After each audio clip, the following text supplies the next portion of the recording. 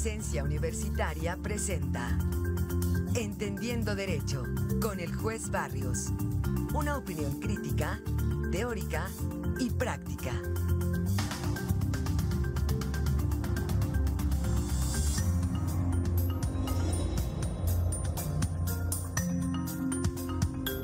Continuamos con más aquí en Presencia Universitaria. Le damos la bienvenida en esta mañana y en este inicio de año al juez Juan Pablo Barrios, quien está con nosotros como cada semana para platicar sobre diversos temas relacionados con el derecho. Juez, ¿cómo está? Buenos días.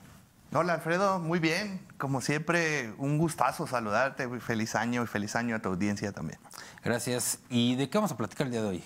El día de hoy quisiera platicarles de contratos. Todo tipo de contratos, lo que considero la ciudadanía debe de saber en relación con los mismos.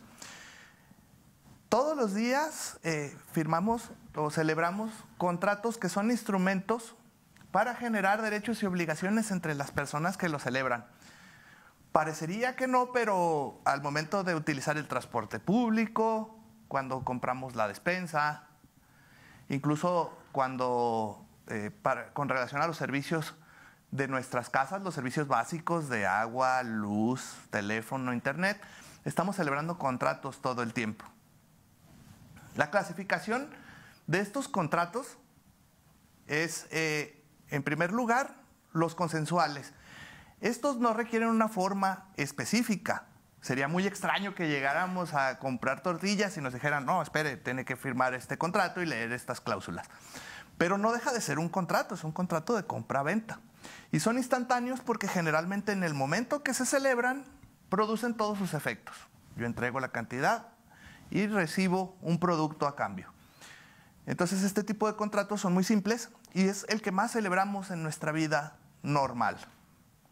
Existen otros contratos, por ejemplo, que se llaman formales. A diferencia de los consensuales, estos generalmente constan por escrito. Y aquí se especificarán los derechos y obligaciones que tienen cada una de las personas que celebran el contrato. Quizá les suene algún contrato que ustedes hayan firmado donde las cláusulas ya están descritas desde antes y no se puede cambiar nada, nada más se pone el nombre del contratante. Un ejemplo de esto es cuando abrimos una cuenta bancaria o contratamos un paquete telefónico para teléfono celular. Estos contratos ya vienen establecidos y generalmente ya están en un formato aprobado. Estos se llaman contratos de adhesión, donde no se puede cambiar ninguna de las cláusulas, nada más las personas deciden aceptar o no el producto o servicio que se les está brindando. En su mayoría, este tipo de contratos debe de estar autorizado y registrado ante una dependencia pública que verifique que no se estén violando los derechos de los consumidores. Por ejemplo, Profeco o Conducef, según fuera el caso. Pero sí es importante que este tipo de contratos sean leídos para que las personas sepan cuáles son las obligaciones, sobre todo, que están contrayendo y los derechos que se les genera como consumidores. Estos son, en otro tema, los contratos formales también son aquellos donde las partes sí libremente pueden pactar. Por ejemplo, los contratos de arrendamiento, contratos de compraventa de productos y servicios. Estos no están preestablecidos y las partes libremente pueden hacer ajustes a estos contratos. Otra clasificación son los contratos solemnes, que además de tener una forma escrita, la ley exige que para que produzcan todos sus efectos deben de revestir ciertas formalidades, como por ejemplo ser celebrados ante notario. Te voy a dar dos ejemplos de este tipo de contratos. Los que tienen que ver con compra-venta de inmuebles, casas o terrenos, y los que se denominan mandatos, que es cuando le otorgas poder a otra persona para que acuda a realizar gestiones en tu nombre. Cuando estos poderes tienen que ver con actos de dominio, de administración, pleitos y cobranzas, es decir, para que un abogado te represente en uno o varios juicios, la ley establece que debe de ser ante notario, son mandatos generales. Las compraventas tienen que ser ante notario y esta formalidad es para que produzca sus efectos. No significa que si no lo haces ante notario tu contrato no valga. Sin embargo, para que pueda producir todos sus efectos en frente de cualquier otra persona, este contrato necesita ser registrado ante una institución para que le dé publicidad. Se llama registro público de la propiedad. Y por eso la escritura debe de tener estas características y ser celebrada ante notario. Cuando estamos en presencia de este tipo de contratos formales o solemnes, las características que normalmente debe de tener son las declaraciones y las cláusulas. Las primeras sirven para identificar a las personas que lo celebran y otro tipo de información que resulta importante. Por ejemplo, si yo compré una casa, ahí en las declaraciones va a decir quién me la vende y cómo llegó ese bien a su propiedad. Se lo compró a otra persona y esa otra persona, ¿qué otro antecedente de propiedad tenía? Pero generalmente en las declaraciones no hay derechos y obligaciones entre las partes, sino en las cláusulas. Y las cláusulas generalmente se dividen en tres. Las esenciales son las que le van a dar el nombre al contrato. Ojo, es muy común pensar que si le ponemos al principio del contrato, este es un contrato de prestación de servicios, pero en sus cláusulas se ve que yo estoy sujeto a un horario, a las órdenes de una persona, me va a pagar un salario cada semana. Ese contrato no va a ser de prestación de servicios, es un contrato laboral.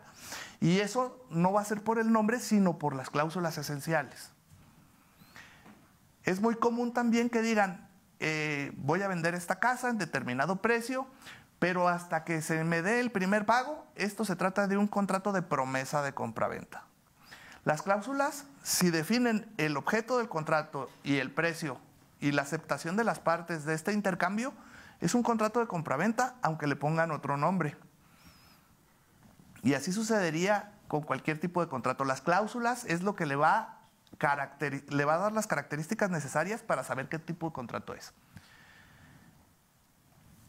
Las cláusulas naturales son aquellas que, aunque no se pactaran, la ley suple este tipo de deficiencias para saber qué debe de hacer cada quien. Por ejemplo, en un contrato de arrendamiento, si no se dice quién debe darle mantenimiento a este respecto de lo que suceda con la casa por el uso normal y moderado del bien, aunque no se diga en el contrato, las cláusulas naturales es porque la ley dice que será el inquilino quien deberá dar ese mantenimiento. Y si ya son cuestiones mayores que no son propias del uso cotidiano, entonces le corresponde al dueño del bien. Aunque no se diga, estas cláusulas naturales están por disposición legal. Dentro de estas cláusulas hay algunas que se pueden renunciar. Un ejemplo de eso es la fianza. Cuando una persona responde por otra, puede decir que responde por cierto tiempo o por cierto monto respecto de las obligaciones de la persona que realizó el contrato, pero ese tipo de obligaciones, aunque son naturales, están en la ley, se pueden renunciar. Por ejemplo, en el mismo arrendamiento, una persona fiadora dice, si él no te paga la renta, yo te la voy a pagar. En teoría, el obligado, en principio, sería el inquilino y el fiador en segundo orden, pero ese derecho natural, que está en la ley y que puede estar en las cláusulas, puede ser renunciado si así se pacta. Y las cláusulas accidentales son todas aquellas que libremente quieran pactar las partes, pero que no sean contrarias a derecho. Por ejemplo, en caso de que tú no cumplas con una obligación, te voy a penalizar con una cantidad. Esa sería una cláusula accidental. La unión de todas estas cláusulas van a poner en evidencia de qué se trata el contrato y definirán claramente cuáles son los derechos y obligaciones que tiene cada una de las partes. Y por ende, es muy importante que las personas lean y entiendan cuáles son las obligaciones que están asumiendo. Para mayor claridad, cuando el contrato es de muchas hojas, lo que se recomienda legalmente es que esté firmado por todas, en todas las hojas. Pero si no es así, de cualquier manera, si se presentara algún conflicto, debe demostrarse que ese fue el contrato que se celebró. Puede haber contratos dentro de otros contratos. Por ejemplo, en los bienes inmuebles, puede darse un contrato de compraventa en la escritura, Pero para el contrato de compraventa también se puede celebrar un contrato adicional, por ejemplo, del crédito para pagar la vivienda. Es un contrato de compraventa entre el dueño y el nuevo dueño, y un contrato de crédito con una institución bancaria que me va a facilitar los medios para pagarle.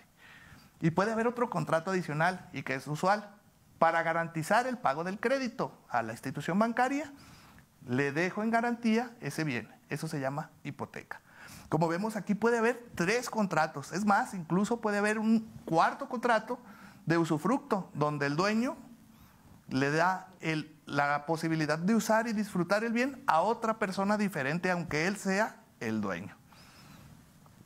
Es muy común que la gente piense que la escritura pública es parecido a la factura de un automóvil, que es un título de propiedad del bien inmueble, y no es así. La escritura pública no es sino el contrato a través del cual se adquirió precisamente la propiedad, y pueden existir muchas copias de ese contrato, y el que lo tenga no significa que puede ejercer actos de dominio en relación con este bien. Incluso, como te platiqué, debe de estar registrado ante esta oficina pública que se llama Registro Público de la Propiedad. Hay que tener mucho cuidado con los contratos, firmar siempre y cuando estemos conscientes de cuáles son las obligaciones y derechos que estamos asumiendo, porque después nos puede generar problemas. En un caso en donde se alegue que yo no conocía el contenido del contrato, que me obligaron a firmarlo o me engañaron de alguna manera, yo tendré que demostrarlo en el juicio. Por eso, previamente a la firma, es muy, muy importante que sepamos qué es lo que estamos firmando. ¿Qué opinas en relación con este tema? Es muy recurrente que no los revisemos, sobre todo cuando es con un servicio con alguna empresa o algo. No revisamos regularmente estos contratos, simplemente los firmamos y pueden venir consecuencias. Y como dices, pues eso no fue un engaño, fue más bien tu omisión de leer este tipo de contratos, y ahí ya no se podría hacer nada, me imagino. Sí, bueno, puede resultar que sí se pueda. Porque, como te digo, estos contratos de adhesión, sobre todo estos que son grandes y con letras muy pequeñitas que utilizan los bancos, los hoteles, los contratos de adhesión están registrados ante diferentes instituciones, y estas instituciones revisan que los consumidores no vayan a verse afectados por regla general, en la Profeco o la Conducef. Entonces, sí podrían hacerse algunas acciones, pero lo mejor es que las personas ya sepan qué compromisos están asumiendo, sobre todo si compromete alguna parte importante de su patrimonio, ¿no? Ahora, pues, ¿qué pasa cuando no hay contrato? Cuando haces alguna operación, sobre todo, por ejemplo, la venta de un automóvil o alguna situación, y no hay ningún contrato. ¿Qué se puede hacer en estos casos? Que no me pagan, que no me entregaron los documentos, cualquier situación. Sí, es común que en la cotidianidad de la vida ocurran este tipo de casos. Por ejemplo, con los automóviles, la carta factura no es propiamente un título de compraventa, pero se ha estimado que sí tiene los alcances de demostrar esta operación, sobre todo cuando hay un endoso en propiedad al reverso de este título, que en realidad no es una cesión de derechos, es un verdadero contrato de transmisión de dominio, o sea, una compraventa. El problema es que si no están las cláusulas claramente identificadas, a cada una de las partes en un juicio les corresponderá demostrar su versión, sobre todo si una de las partes, la vendedora, aduce o afirma que la operación fue por 100,000 pesos y en realidad la otra persona dice que no fue así. Ahí dependerá de cuál es cada una de las versiones para poder determinar a quién le asiste la razón jurídica. Lo mejor es plasmarlo por escrito. Incluso en temas como venta de automóviles o como arrendamientos, es muy usual que las papelerías vendan formatos. Claro. Eso es mejor que nada, desde luego. Claro, préstamos, igualmente también ponerlo por escrito, todo este tipo de situaciones mejor. Sí, y también tener cuidado de que, como dije, existen cláusulas que por ley van a verse limitadas. En los préstamos, por ejemplo, el tema de los intereses no puede pactarse libremente, porque podríamos caer en alguna de las figuras que están prohibidas por la ley, que son explotación de una persona por otra a cambio de un préstamo, sobre todo si es para satisfacer una necesidad imperante. O sea, la usura está prohibida por la ley, entonces no podría pactarse cualquier tipo de interés. Perfecto, pues muy interesante y seguramente habrá mucho más de qué hablar de los diferentes tipos de contrato y ya le estaremos platicando. Por supuesto que sí, estoy a la orden. Recuerda seguirme en mis redes, estoy como el Juez Barrios y estoy a tus órdenes. Muchas gracias, juez, que lo vaya muy bien. Con mucho gusto. Continuamos.